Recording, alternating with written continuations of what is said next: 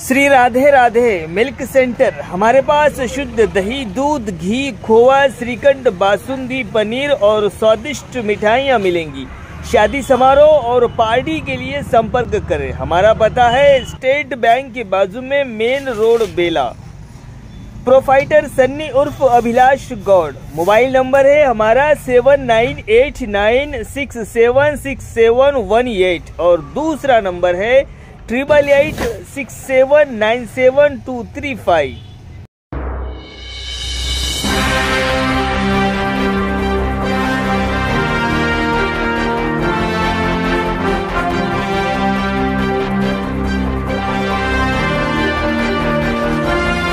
Everyone, my Mouli news channel కి స్వాగతం. నా పేరు లావణ్య. ఉమ్మడి ఆదిలాబాద్ జిల్లాలో వినాయక చౌక్ మల్టీ గ్రౌండ్ ప్రపర్స్ లో మన మొట్టమొదటిగా జరపబడిన విశ్వశాంతి యాగం. ఇది 85వ విశ్వశాంతి యాగం అని పండిత్ గారు చెప్తున్నారు. మొట్టమొదటిగా కావున భక్తులు పెద్ద ఎత్తున తరలి వస్తున్నారు. అందులో భాగంగా పొద్దున సాయంత్రం పూజల్లో పాల్గొంటున్నారు. ప్రతిరోజు అన్నదాన కార్యక్రమం కూడా నిర్వహిస్తున్నారు. My Mouli news channel, Adilabad. దయచేసి భక్తులకు విజ్ఞప్తి, అన్నం పరబ్రహ్మ స్వరూపం. దయచేసి అన్నం వృధా చేయకండి. చిన్నపిల్లలకు ఒకవేళ రైస్ వడ్డన చేస్తే ఒకవేళ మిగిలే ఛాన్సెస్ ఉంటే దయచేసి మీ పిల్లలే మీరు తీసేసుకోగలరు. అంతేగాని పిల్లలు వదిలేసిండని అట్లనే ఇస్తారు తీసుకుపోయి ట్రాక్టర్ వేయకండి దయచేసి.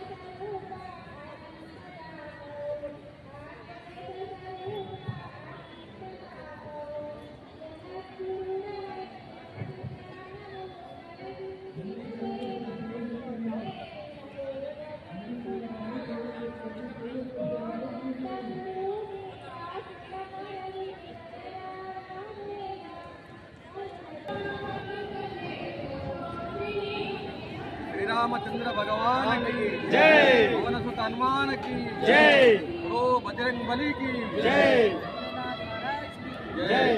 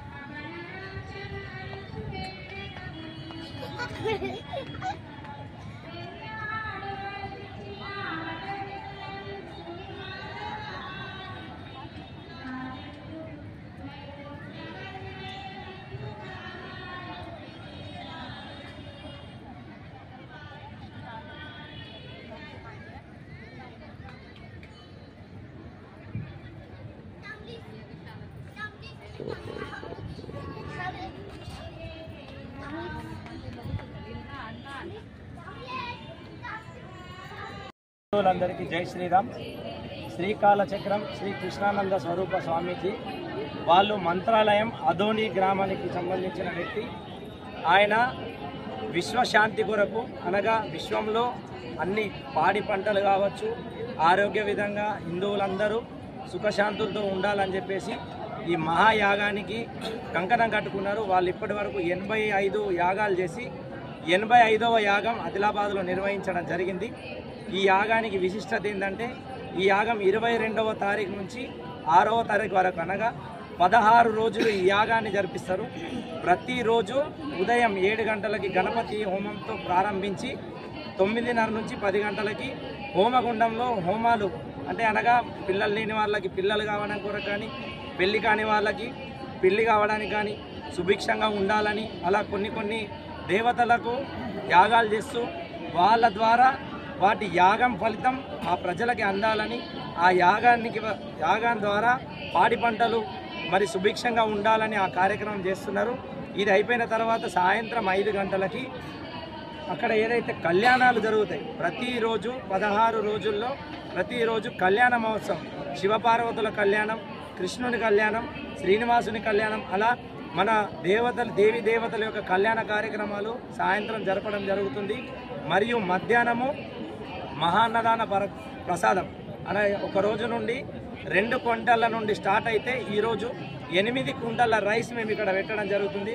దినదిన అభివృద్ధి చెందుతూ ఈరోజు 8 క్వింటాల రైసు, మినిమం తక్కువలో తక్కువగా 1 క్వింటాల్ వంకాయలు, టమాటాలు, అలా 2 కర్రీసు, ఒక పప్పు, ఒక స్వీట్ పెడుతూ చాలా రంగరంగ వైభవంగా దాదాపు ఆదిలాబాద్లో చరిత్రలో ఎప్పుడూ లేనటువంటి ఈ కార్యక్రమాన్ని మేము చూడడం జరుగుతుంది.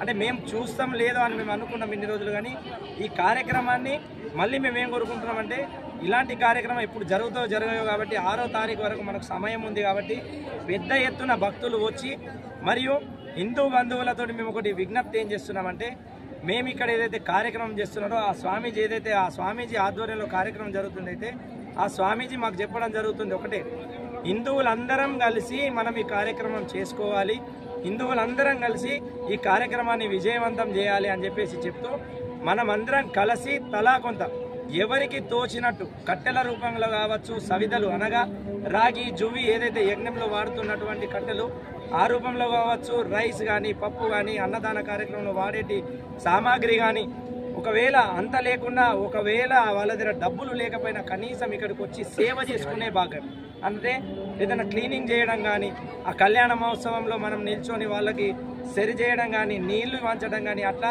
ప్రతి కార్యక్రమంలో చేదోడు వాదోడుగా ఆ స్వామీజీ మాకు చెప్తూ మా అందరితో చేపిస్తూ ఇంత పెద్ద కార్యక్రమాన్ని మా హిందువుల చేతిలో, ఆదిలాబాద్ వాసుల చేతిలో పెట్టడం మాకు చాలా ఆనందంగా ఉంది.